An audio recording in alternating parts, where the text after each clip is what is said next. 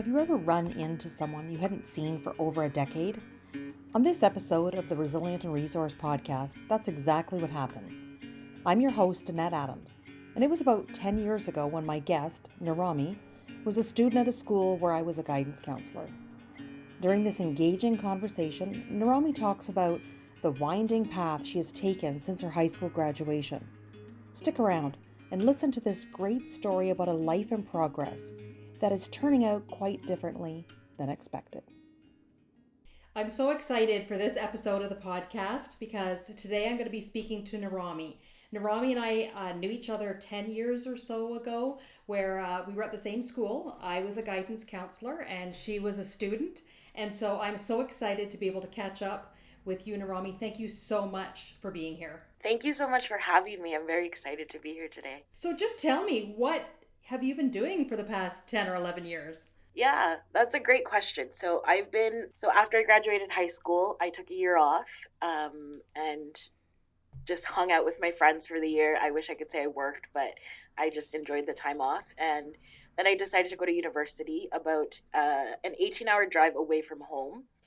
And I was studying concurrent education in geography and history to become a high school teacher, which is something that I had wanted to do since I was very, very little. So that was my dream. My passion was to teach. Unfortunately, about 3 years into my program, my mental health took a turn for the worse. I was diagnosed with depression and anxiety and had to start taking medication, which was a new concept for me of why is it that I need to take a little pill or pills to feel better, which was so it was a very new concept for me, but it really, really helped.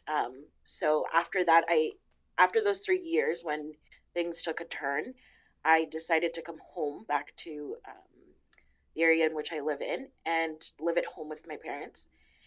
And from there, I worked as a youth leader at my church, which led me to kind of look into a field in which I could do similar things and have a profession in it, if that makes sense.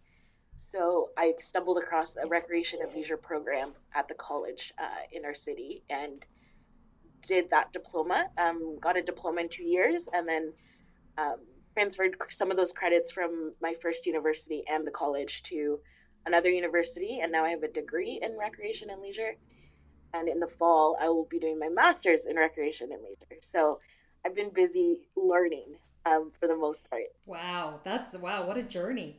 So during that time, especially when you're talking about the very first university, when you Yeah, were struggling with your mental health, what kind of resources were available in a university setting for the needs that you had at that time? that is a great question. I think looking back on that time in my life, the hardest part was that I didn't know what was happening. I couldn't put words or have the vocabulary to understand that what I was struggling with was clinical depression and not just having a bad day. In a several in a row. um, so for me and my friends, who it was also very difficult for them to support me in that time because we didn't know what was happening. I'd come home crying and they'd ask what's wrong and be like, I don't know what's wrong. I just need to be crying. And it was overwhelming. I was trained as a resident assistant at my time there. And so I personally had taken mental health first aid, but I never thought like, oh, I'm the one who needs mental health first aid. Like I'm the one who should be asking those questions of myself to keep myself safe. As for supports in the university, they weren't the best. I mean, my immediate group of supports were the residents' people, I guess. So, like my boss, my supervisor, those people were great because they understood mental health when it came to students and being away from home. Because most of the students who go to this university are from another part of the province. And so they understand that being away from home is hard and it's difficult and things happen. And so they were very supportive. But other offices within the university weren't as supportive. They didn't have the training and the empathy to talk with students when they were having a hard time about something that may not have been related to um, their mental health, but definitely took a toll on their mental health. So it was hard. And I remember one person who I talked to before I left just casually mentioned, "Oh yeah, you're my second student to drop out." And that was really hard for me, to hear that I was dropping out, because up until that point I didn't think I was dropping out. I just thought I was taking a break, going home to get better and coming back. And so after a year of being home and going to counseling, so I reached out to a counselor when I came back home, did some trauma therapy, and felt like I put my ducks back in a row and went back for a semester. But financially, uh, I couldn't afford to stay for the semester, so I had to come back home. And so that felt like another failure. Like, here I was doing everything I possibly could to have the best day ever, or the best possible time, stretch of time, and yet I was having bad days. And so it was just really hard. But my second, like the college I went to and the university I'm at now, have been super, super supportive.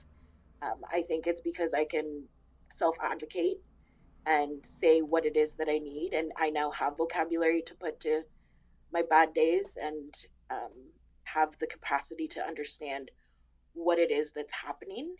Because I think that was the hardest part, is not being educated in what the symptoms of my depression were, and what that really meant for people, or for myself for that matter. So, yeah. Right. So when you went to the college, the following of the second institution you were at, Yeah. what kind of what kind of different advocacy did you do?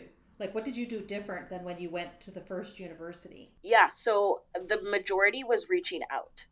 What I did was, I knew that my time management wasn't well, that my knowledge on how to read a textbook, which apparently is a thing, how to properly read a textbook is a thing. And so I reached out to their student services and found a peer, like a tutor essentially, and booked different appointments and meetings with people, who were there to help students succeed.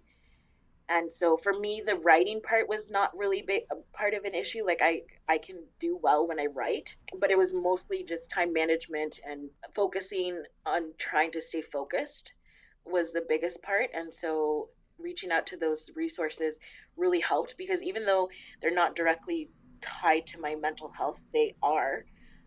Because if I'm not managing my time well, then my mental health is not going to be managed. And so it allowed me to kind of make time and space to have the best possible bad day. Because if I planned accordingly and I knew I was going to have a bad day that week or later on, I could allot time earlier in the week to get things done when I knew, okay, like mentally I'm starting to feel drained or burned out. What can I do now to help the future me succeed?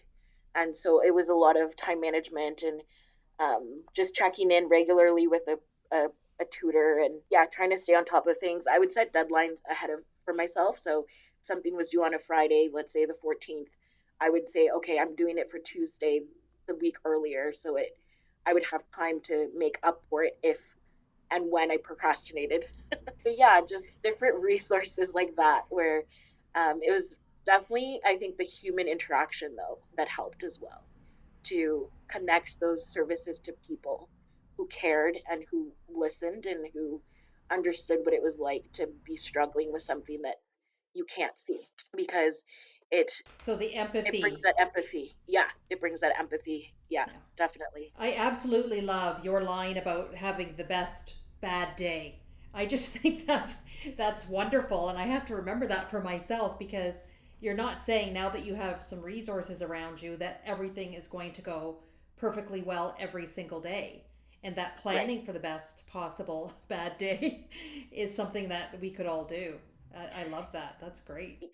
Yeah, definitely. It's been a hard one to learn though. It's not easy to mitigate situations before they happen, but I've come to realize that instead of having the anxiety of things going well, and looking forward to like new opportunities, and that state of mind when you're like so excited about life and everything's just going so well for you, but you the back of your head you're like, then the shoe is going to drop, like the other shoe is going to drop. Stop being so happy, like you're not allowed to. And so for me it's like kicking that voice in the head and saying, hey, I'm allowed to, one, be happy and excited of where I am right now, And two, I will deal with you when I need to deal with you. You don't get to be in this moment. Um, and so just kind of cleaning my room is a big one for me. Like if I know I'm going into a busy week or a stressful time in my life, um, I'll clean my room or like reach out and ask someone to help me like hang out while I clean my room so that it can be clean for when I can't get out of bed and I'm having 3, 4 hard days in a row, and at least my room is clean, is is what I say to myself.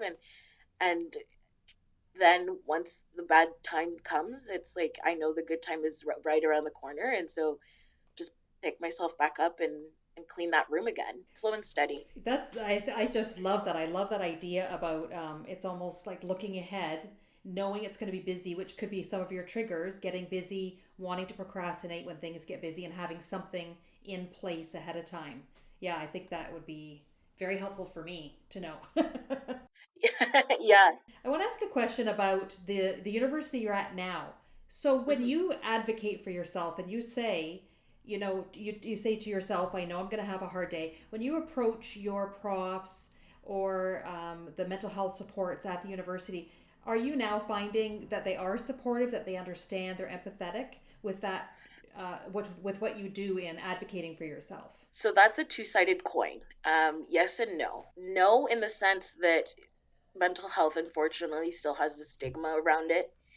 And because it's not a visual necessarily illness, it I don't feel it gets recognized as an illness more often than not when it's necessary. Um, the yes part of that is that I'm in a field where, so recreation and leisure is all about helping people, being there for people, to support people in living active, healthier lives than they currently have or are capable of having for various barriers and reasons. And so I find that the people in my program are super, super understanding. So when I advocate for myself with my professors, instead of, I've learned that instead of asking for permission, I'm giving them permission to say no. So for example, if I I realized this after I graduated. So I did 5 semesters in a row to graduate from university, which is a lot, back to back. So 4 courses every semester back to back for a year, 2 years, with only maybe 2 weeks of break in between those 5 semesters. So there was times during the year when I was burning out, and so I would go to my professors and say, "Hey, I'm burning out. This is what I need. I need 2 weeks off. I will do what I can. I'll try to keep up with my readings, but there's no guarantee." Or I would accommodate to I would be willing to compromise on, like, okay, I can do one assignment in the week rather than 3 or 4. Or if I couldn't, I would straight up say I can't do any work for the next 2 weeks. I need to focus on my health and myself, and I will get back to you when the 2 weeks are up. And by telling them that that was what was going to happen, it gave me the authority to establish that boundary, but also made it clear to them that this was not a joke, that this was not a situation where they necessarily had a say in, because it was my mental health. It was for me, and I knew what I needed. And so they didn't really, I mean, they could obviously have said, no, like, you can't take 2 weeks off school. But with the pandemic, I think everyone needed 2 weeks off school every here and there. So, yeah, I think it's kind of owning that and saying, hey, I'm not doing well. I need this. This is for me. Rather than, hey, can I take 2 weeks off? Because they're like, well, no, you're fine. I was like, no, I'm telling you I'm not fine. Yeah, I think that has really helped the way I approach the situation. Um, I don't ask for permission to take time off. I'm telling them that I'm taking time off. I think that's amazing, especially because of the field that you're in. So Mm, you're in a field where you're helping people to come to terms with ways that they can make their life more healthier, to make their life healthier. And right. so having somebody like you um, being a role model for advocating for yourself and for saying my mental health is as important as my physical health, as in my relational health, my spiritual health. They're all the same. So that's, yeah, I think that is incredible. And I think you're going to be a gift to your profession. So tell me where you want to go in the Hmm. field of rec and leisure. Like, what do you foresee doing? That is a great question. Again, a two-sided coin because part of me is like, I have no idea, even though I'm doing a master's. The other part of me just knows that kind of wherever I land within the profession, it'll be where I need to be in that time. So there's a lot that can be done within the field. Right now, I'm working in municipal recreation. So I work for a township and a city. I work for the township during the day, which is like a group of smaller communities under one jurisdiction. And I help engage the community in. We're looking forward to doing an evaluation on the outdoor amenities of that township, and so I'm on the team to help engage the community to facilitate that process. And then in the evenings, I work for a city, which the city I live in, and it's more of like a evening program for youth. And so I love both sides of my jobs. I love working with youth. I also love working with community members and stakeholders. And so I think to answer your question, maybe municipal rec as a general thing, but again, within that, you could do children's camps. You can do, yeah, you could do anything in rec and leisure. So I think that's the best part is that I don't need to. I'm starting to realize I don't need to have an answer to that question. Good for you. But I Yeah. have seen during the pandemic, I have loved the city I'm in and the work that people like you do to help us all get outside to be more active. Like more trails were opened, places Yep. that people could safely go and exercise and walk and just be out in nature. So yeah, I do really appreciate that work. Thank you. You bring up a great point. I think the pandemic has really brought my my field into the spotlight and how important recreation and leisure is to the full quality of somebody's life. So it's a social determinant of yes, you might have food, water, shelter, all of the important things, but you also need that leisure and that recreation to unwind from your day-to-day stresses, and especially during the pandemic when we were all stuck inside, like what better thing than to go for a walk, even if it was just down the street. And yeah, so my goal is, I think, yeah, regardless of what my job title is, I really want to focus on helping people realize the holistic approach of recreation and leisure, that it's not just about physical health either, that for me it's definitely about mental health, spiritual health, emotional health, relational health, as you mentioned earlier. Like it's all part of recreation and leisure. It's not just getting out and walking. It means so much more. Right. Yeah. So I wonder when you think about your journey in this past decade, what one or two qualities that you have that you really like about yourself? Oh, that's a oh, that's a great question. Can I ask a question? Can I rephrase the question? Yes, absolutely. Okay, I would answer the question in the sense of what my best friend would say are the three qualities that I have, because I myself don't necessarily see these in myself, but she's my number one support, so she reminds me of this on a regular basis. One would be hard work, just working hard even on those bad days, knowing that I am still doing work on those hard days, because those are the hard days when I can't get out of bed or I can't mentally be where I need to be successful that day. That's still hard work. And so she reminds me of that. And that's really neat, because I often lose sight of that. And mental health, you often lose sight of a lot of things that you're good at. And so she's, yeah. So hard work, reaching out to people, and to resources. So advocating for myself, um, is another big one. Another friend mentioned once, she's like, I was really proud of you. So in the time that I was at college, in that second semester, I was actually hospitalized for mental health. And so I remember my experience with healthcare and mental health is its own story, but let's just say I went to the hospital the first time and was waited all night to see someone, a physician, saw someone. They essentially sent me home. A week later, I was back at the hospital because things had gotten worse. And the doctor, I remember asking me, "Are you safe to yourself or to other people to go home?" And I looked at him, I'm like, "No, I'm not going home." And he's like, "Pardon?" I was like, "I'm not going home." And he's like, "I don't understand." I'm like, "No, like I need to be here and you're admitting me to this hospital."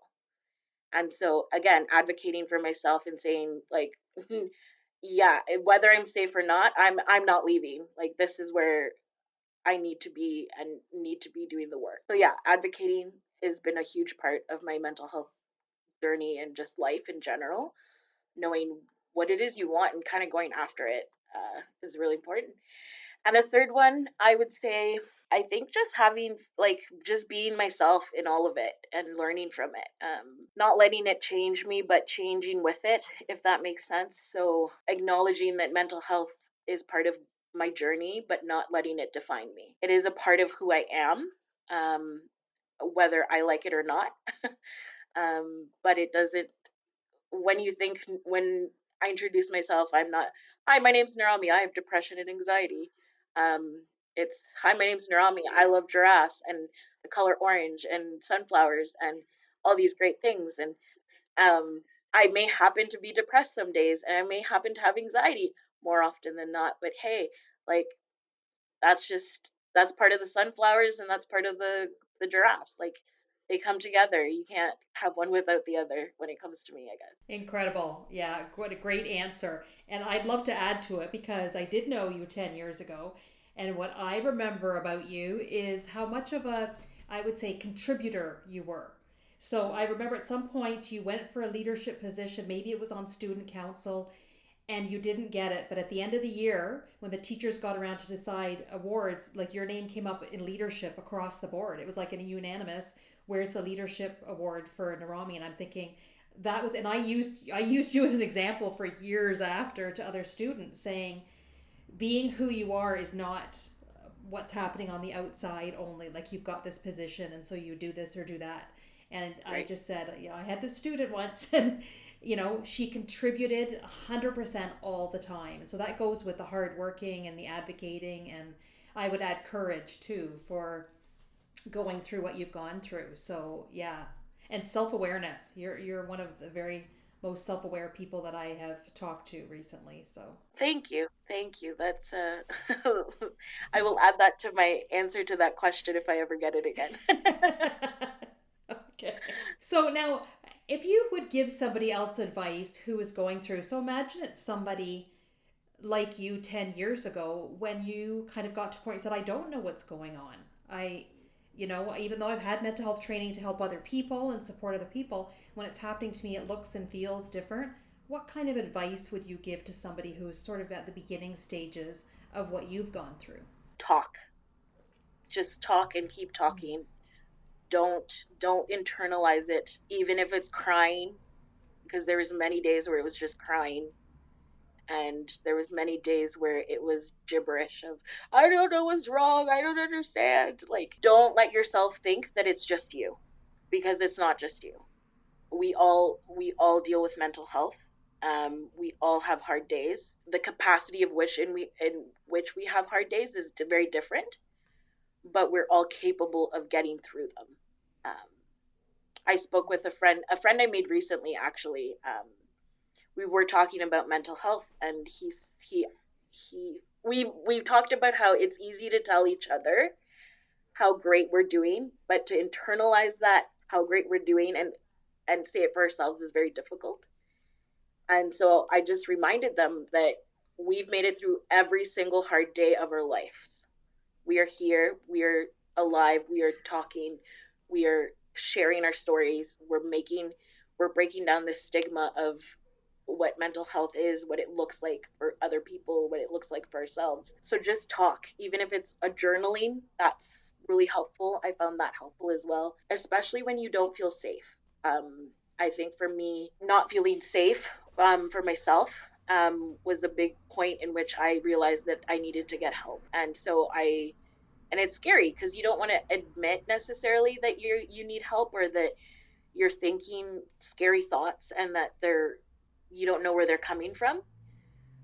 But let me assure you, people out there know and they get it, and they will be there for you and they will support you, and they just want to see you healthy and doing well. And yeah, I would never have thought I would be where I am now 10 years ago, and I the same thing will apply for the next 10 years. So it's just knowing that there will be good days and bad days, and preparing for those bad days when I can, and then just enjoying the life out of the good days as well. Yeah, I love that. I love that. Enjoy the life of the good days and prepare for the occasional bad day.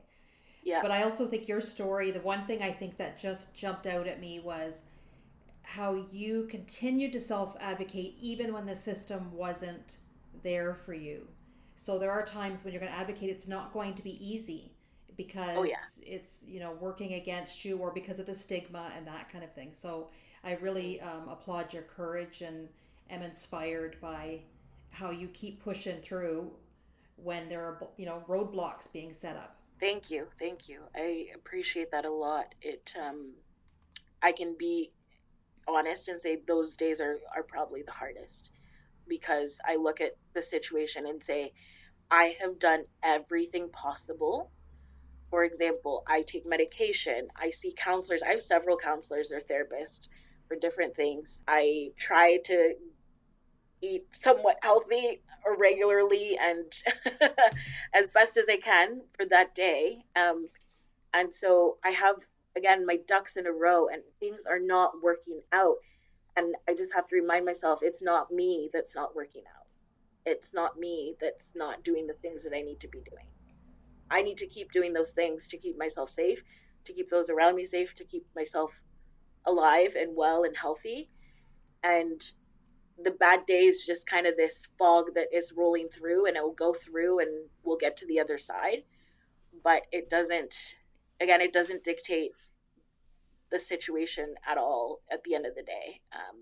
It's how you respond to it is more important than what it is in itself, I think. Well, I can tell you, I have loved this conversation.